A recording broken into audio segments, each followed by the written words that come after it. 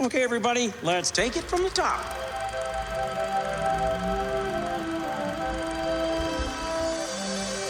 To all who come to this happy place, welcome. Hi-ho, everybody, and happy Pride. Welcome back to D Plus Us Weekly, the show where we break down Disney Plus exclusive shows episode by episode, week by week. I'm one of your hosts, Griffin Tennell, Griffy D-Pad, and with me, as always, is the amazing, the fantastic, the marvelous Mr. Mitch George. How's it going? Did you just say weekly? I feel like I haven't heard you say that in a minute. I haven't, because we haven't done this in a minute.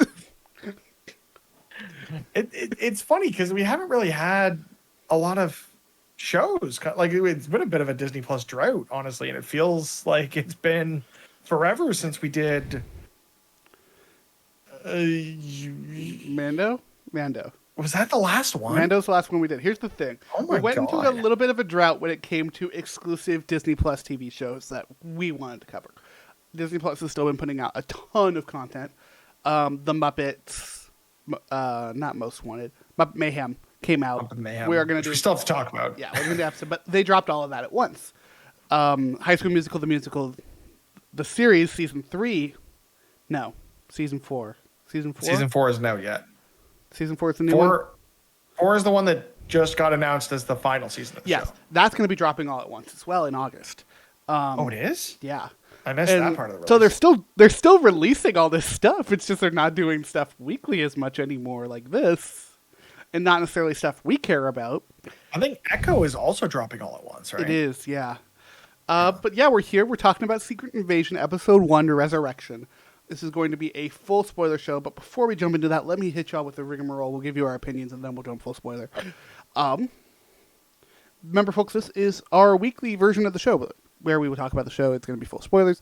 If you like us, for some forgotten unknown reason, go ahead and hit that subscribe button on YouTube, and if you're listening on podcast services, head over to youtube.com/@DPlusUs to follow us there. Check out our video content. Check out the video essay that will be going live next week. Yes, I'm saying it officially. It's going to go up next week.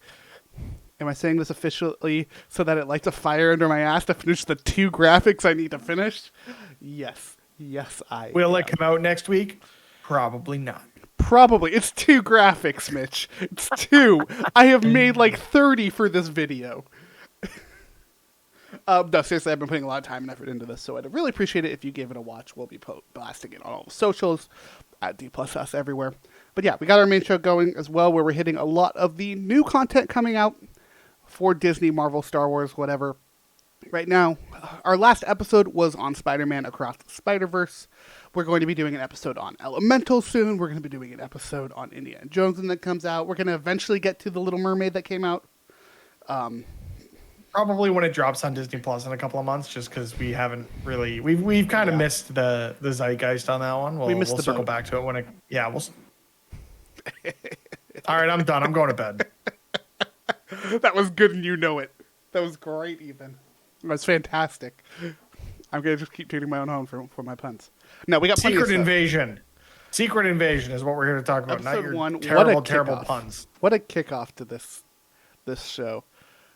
Yes. And what a but angering ending to me for this episode. This episode also does.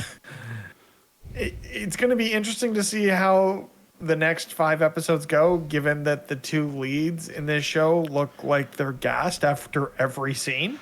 I would especially argue if they that there's have to 3 leads run. right now. I would argue there's a 3rd lead at the moment. And her Yeah, name is I would- Amelia Clark. And she steals yeah. the goddamn show. So far, so good. But yeah, I think between Ben Mendelsohn and Sam Jackson, it's like there was a scene that we may or may not talk about. It's like, oh yeah, and they mentioned later on in the episode, yeah, he walks with a limp now. It's like, yeah, the dude's in his 70s. Like, this is an action spy thriller. Like it. Look, this isn't going to be Michael Keaton in The Flash. This man is old, and we're going to treat him as such. Spoilers much. Watch a trailer for it, and you see that man is not treated like he is 70 in that movie. But I mean, that's also just, that's also Sam- DC style versus Marvel style. I, But no, I also got it right. Sam Jackson, 74. So 70s was accurate. I really, really like this show so far. I would tell you that this was a episode that was 98% perfect to me. There's just one decision at the end that I really don't like that we're going to discuss in full spoilers. Yes, and I do have my own theories about that scene. As do I.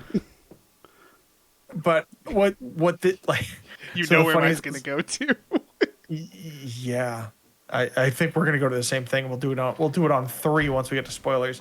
But I think what's interesting here is the feelings that this episode brought back for me. It felt a lot like, and I threw the first episode on tonight just because I had to. It felt a lot like Agents of Shield.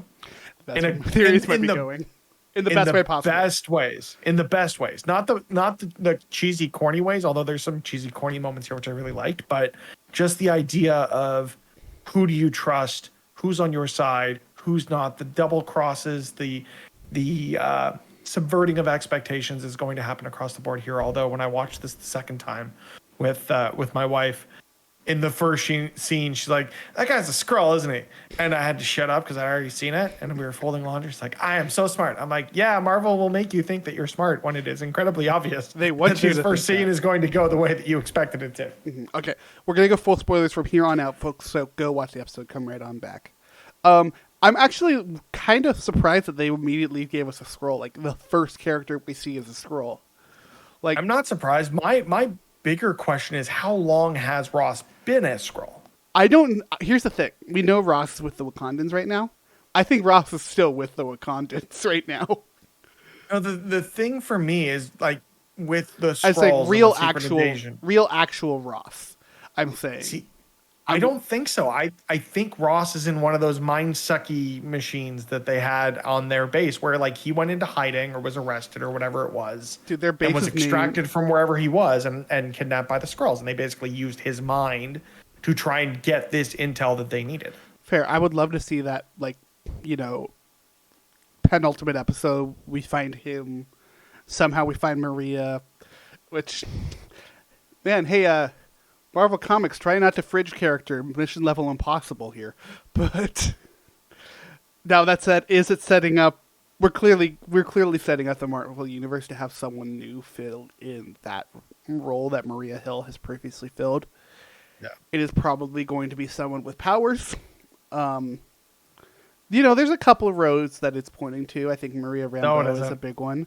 That said, there is one road that there should point to, and that is Quake. We need Daisy Johnson in the show. We need it to happen. I need to know what Chloe Bennett's tweets were about. Please, for the love of God, give me Quake and Secret Invasion. That's right, Mitch. It's starting now. This is going to be every week we talk about this show. So Quake is our Mephisto from WandaVision, basically? No, it's not even that. I am manifesting this into existence. It's going to happen. I don't think there's a universe in which it doesn't happen. But circling back to the Maria Hill thing, I don't think she's gone. I do think Marvel's going to do that weird thing where they tried to set stakes, but it's like, oh yeah, that was an LMD that had a blood pack or something. You know what I mean? Yeah, I could see it that way. Although I don't think they've set up LMDs in the main MCU. Exactly. Yeah. That's why you wouldn't know it. Which would be cool. If you knew Agents of Shield, just saying. Plot twist: Agents of Shield is entirely canon. Get fucked, losers. Not all of it, part of it, and entirely, then there's timeline stuff. 100% canon. Surprise! That's right. There's multiple versions of the Darkhold now. Yeah, that's a whole other. It literally couldn't be, but no, I can really see it going either way. Honestly, like I could see, because the thing about Maria Hill is we haven't seen this character in a while. Like the last couple of like major places we've seen her. Far From Home. Far From Home, in like as tertiary as a tertiary role can be. Yeah. Like you're a secondary character to a tertiary character. Like it's. I would say Sam Jackson was a supporting character in that movie. At best. Look, my point is that Maria Hill does not play a big role in that one. And that's not even Maria Hill. So spoilers. It's Talos' wife, Sora? I think I got the name right. I should probably actually keep a character list up while we talk about this show. There's only one character I really need to remember, and it's the daughter, but we'll get there. Gaia. Gaia, thank you. I kept wanting to call her Gayatri because I still have Spider-Verse on the brain. But no, I could really see them like just sunsetting this character. Like they don't really use her for anything, and I'd love to have her back. I love Maria Hill as a character. I love her dynamic with Samuel L. Jackson. The whole chess scene was one of the best conversations we've had in the MCU in a while. 100%. And I think that's what we're going to get a lot from this show is that character building, that relationship establishment that we got in a few earlier MCU projects. The one that really stands out to me that this evokes, and I think everyone is in agreement that this is like the Winter Soldier without the superpowers for the most part. And I think that's a really apt comparison. Just the vibe, the fact that you have that scene between Olivia Colman's Sonya I had it here somewhere. Sonya Fallsworth, the MI6 operative, and Nick Fury, where he puts on the record using that as, you know, an old spy tactic to, you know, disrupt any of the bugs that are in the room, as he's already planted a bug in that room. And it's just like, it's so welcomed in the MCU, honestly, at this point. Yeah, I think there's other interesting things here. Every character we got in this was interesting to me. Even like the side characters that seemingly mean nothing. Like the coolest moment to me, and I didn't really realize this until like my second watch of the episode, was seeing Gravik before the explosion. He changes between 3 separate characters we'd already seen throughout the episode, and hopefully you've picked up on at least one of them. The one I picked up on the little girl. See, I missed the little girl. That's the one that got me. The one that got me was the guy in the bar. Yeah, see, the only one that I got was the girl. See, that's totally interesting. Like, I didn't realize that the girl was even that was the same girl until watching it the second time, and then realizing that it was the girl, him, and then it was like, I forget what the third one was. But it was like having that twist and then having it be this moment of this villain reveal in the show, right? Without this big pompous speech, without this big moment for them, just click, boom, bang, bang. It definitely sets the stakes for the rest of the series. And I'm very interested to see where it goes, what Fury's connection to this one Skrull is. And I hope it's more than just, you promised us a planet and you didn't deliver, so now we're taking yours.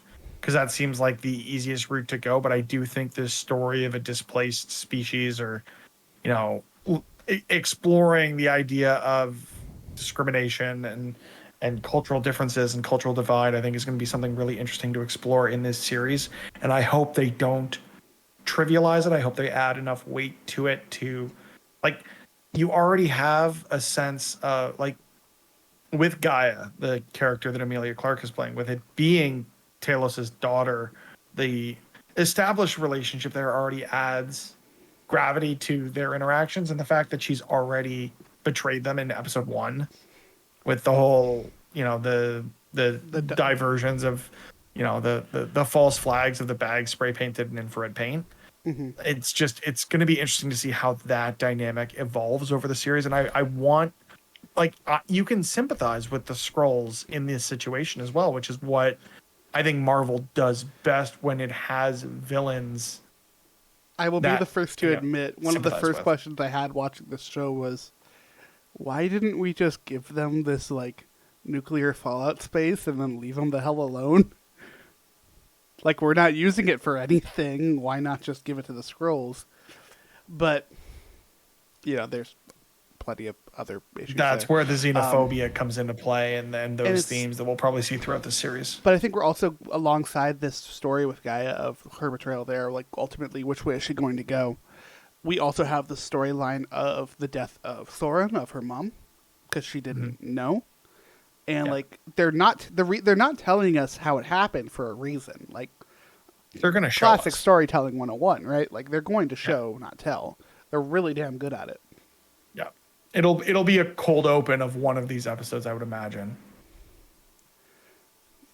Yeah, I would imagine it feels like this is a 6 episode thing. That feels like an episode like 3 or 4 to me. Speaking of openings, though, I think we do have to talk about it because I know the internet has been a buzz about the title sequence of this Oh, show. God. Yeah, And I of feel like course we we're would be using AI, remiss if right? we didn't say what absolute bullshit it is that Marvel of all people have gone to some company, outsourced the opening cinematic, and trying to justify the use of AI generated imagery as their opening title crawl or their title sequence. Yeah, like even if you wanted to use that style, at least like hire artists to do it. Mm-hmm. Come on, guys. And like Like, especially on a show that is so much about like shape shifting and fooling people and whatnot. Especially after we just had the whole airing of, hey, turns out the comics industry is super shitty to its artists. Well, You're and doing this now? you're now dealing with the Writers Guild strike and the Directors Guild and all of these things kind of coming to a head at once. And it's like no matter what, the use of AI generated imagery to produce any significant piece of art or media is just, it feels wrong to me.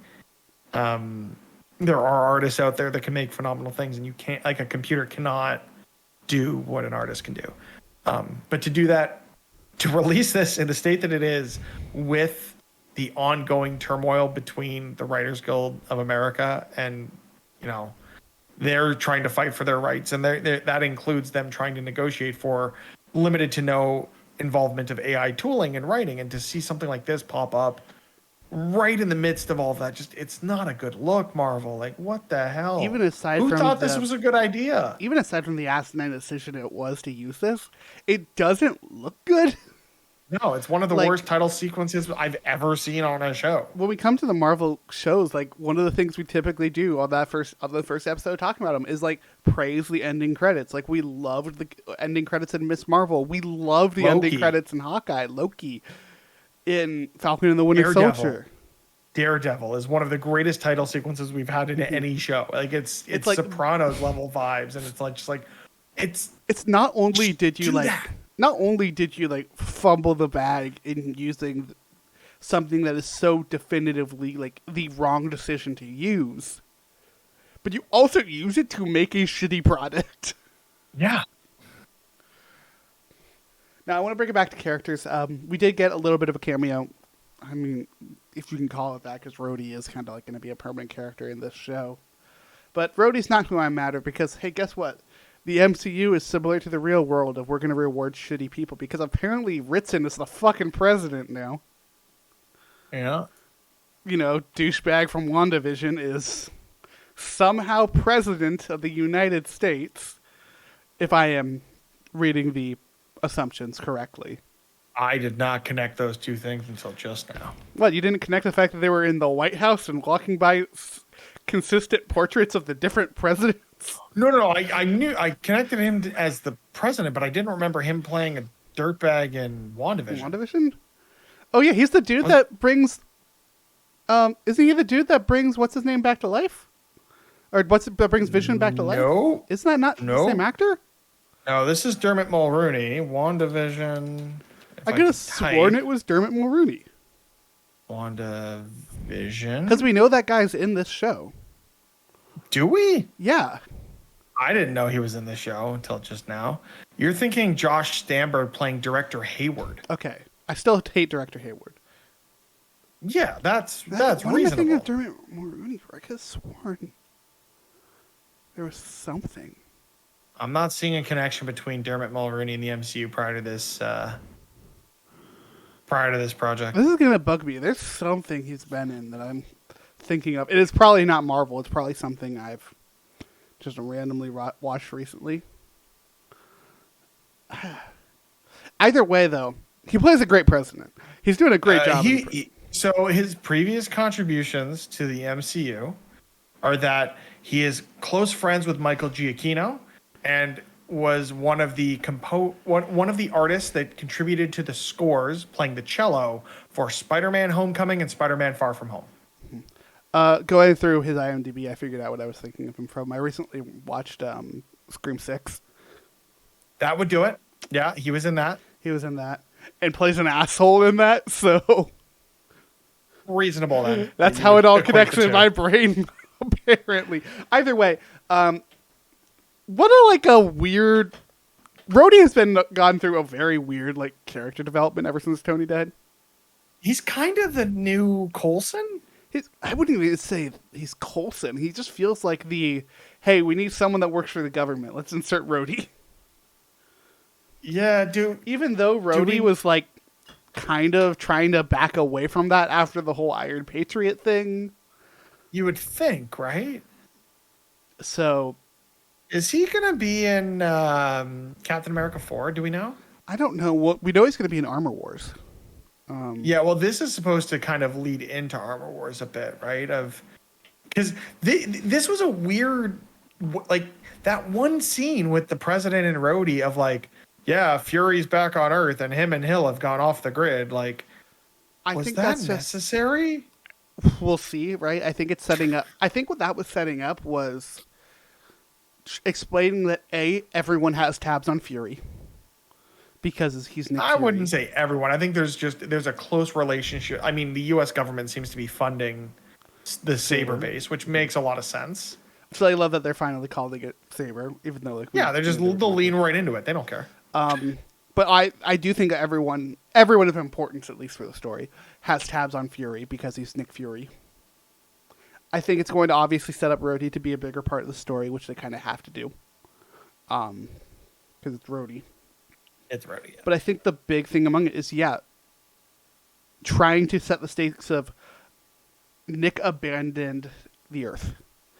And it's a very big point they make throughout this episode, and it's something I really like, especially his response to Hild during the chest that we mentioned. It's I had demons, they followed me up there, and him still very much feeling guilt over the deaths of Tony and Natasha in Endgame, even though they're never going to outright say it. Although No. Do we know where the Marvels takes place on this timeline? I would presume after this. Just because he's clean, he's old, clean shaven. He's not clean shaven. He's back to his classic goatee eye patch, not looking like he just rolled out of bed. I'm wondering so that does this just end with him going back to space? I'm just wondering where the character is going. Well, but I can that's a imagine conversation for later. I imagine that he's up in space researching something with Rambo. Yeah, he can go back and forth fairly easy. Which reminds me, what a great shot of that opening up, and we saw it in the trailers, but it still hits. Of opening it up with this alien looking figure looking thing, and he steps out and it's Nick. I do think that there's I mean, we've now had a U.S. attack on foreign soil. It's going to spark this war that what was the guy's name? It was here somewhere. Gravik? Can't. No, the agent that the Skrull impersonating Ross killed at the beginning. Oh, shoot. Yeah, I lost it too. Agent Prescott. So we see, or everything he predicted came to pass because you've got the Americans against Russia or whatever. I can't remember what the name of the actual. Nope, I think you got it. Exactly. Okay, I pulled that out of my butt. It was not a particularly creative name. No, but I mean, you've got a U.S. national attack on Russian soil. It's going to spark an international incident, and that's what's going to pull Rhodey into this. Yeah, I right? think. Well, I mean, I would tell you that in the middle of an international conflict between the U.S. and Russia. I will bet you that next episode, Rhodey is meeting with Fury. And it's being Rhodey's going to have the meeting with Fury the way that Sonya did in this episode of get him kidnapped and put him in a room, and we'll probably get I'm this. Not sure they're going to get kidnapped. Oh, are you thinking that Nick's going to kidnap Rhodey? No, Rhodey is going to have U.S. operatives kidnap Nick, but he's going to let him kidnap them the same way he let Sonya's operatives kidnap him, so that he can have that conversation with Rhodey the way he did with Sonya. See, I think they're going to have a conversation more in line of when the Wakandans show up in the Falcon and Winter Soldier for the first time. See, I don't see Rhodey being that subtle. Well, I don't think it's necessarily subtlety so much as respect. I suppose. It's I respect you. It'll be interesting to see how this next episode comes out. I could very much see it being they put him in a 4x6 padded cell and try and interrogate him, and you get this interesting dichotomy between the cordial nature of the MI6 conversation versus the very structured, rigid American, sorry, Griffin, perception of no offense taken policing, I guess. Mitch, I make fun of America significantly more than you or any other guest has on this show. Right, but I'm also Canadian, so I feel like I need to be overly apologetic about everything. Okay, don't be the stereotype, man. I'm sorry that a bunch of Americans died off the coast of Canada today. I'm not. A bunch of rich billionaires.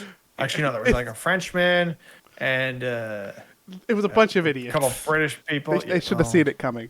No, I got one more thing for you before we wrap up the show. We've been going for a little bit now. I want to make a bet. This is episode 1. I want to make a bet with you right now. When do you think the eye patch comes back? When do you think the eye patch comes back? When do you think he cuts down the beard back to the goatee? I figure it's going to happen at the same time. I think it's going to be... I think we're going to get a Steve Rogers Endgame situation where the first scene we see in episode 2 is him shaving and be like, all right, it's game on now with what happened to Maria Hill. I like that. I think it's going to happen near the end of the next episode. I think it's happening episode 2. I think it's his iconic look. The first thing Carmen said to me when we were watching this is, why doesn't he have the eye patch? Mm-hmm. But like, I could also see him like going back to the eye patch and not fully shaving and then shaving later to have that moment. Maybe it wouldn't work nearly as well. But I want the moment right where like he shaves, puts the eye patch back on, has the coat. Like, we know we're getting. Finally let him drop the F-bomb. No, this is a Disney Plus exclusive. There's no way. They got one in Guardians. They got to give Sam Jackson one by the end of this show. I am still upset that Samuel L. Jackson did not get the first F-bomb. In the MCU, yeah, like, me too. His entire thing is saying motherfucker. Okay, so your thing for this show is that Daisy Johnson shows up. My thing for this show is that he's getting an F-bomb. Okay, we have our predictions. This is going to be a fun 5 weeks coming up. Let us know in the comments who you think is going to be right first, or if if one of us is even going to be right. Remember, Daisy Johnson fans, I need y'all to stick with me. But no, that is the end of the show. We will be back next week with episode 2. God, it feels good to be back to the weekly. Like I mentioned at the top of the show, go check out our other projects on the YouTube channel. If you're not following, there's going to be a link in the description of the podcast. Mitch, if people wanted to keep up with us outside of that, where can people find us? At D+us all over the internet. That's Twitter, that's TikTok, that's Instagram, even though there's nothing on it. That's YouTube, that's SoundCloud, it's MySpace, that's Bing search. I probably would pop up on. Does that one Google like social media still exist? Google Plus? No, that shut down after like 3.5 years, which is about 2.5 years longer than Stadia got. RIP. Griffin's all over the place at GriffyDpad. That's GriffidPad, and I am on the internet at Mr. Mitch George. Links at MitchGeorge.com. Yeah, go follow us for all of our shenanigans and keep an eye out for those future videos. Like I mentioned, Spider-Man, great episode. Fantastic movie. Is it going to come to Disney Plus? Probably not. Is it something we had to talk about anyway? Absolutely. Is it my favorite movie of all time? It very well might be. It is certainly up there for me. But we're getting a sequel to one of my favorite movies of all time in a few weeks with Indiana Jones. So, yeah. I was going to say Transformers came out like 3 weeks ago. I said favorite movie of all time, not worst movie of all time. You don't enjoy robot testicles? No, I do not. No. Go check out our other stuff. We have plenty of content up alongside trailer reactions, yada, yada, yada. We get so much happening here on the show. We will see y'all in the next episode, but until then, have a magical day. Excelsior.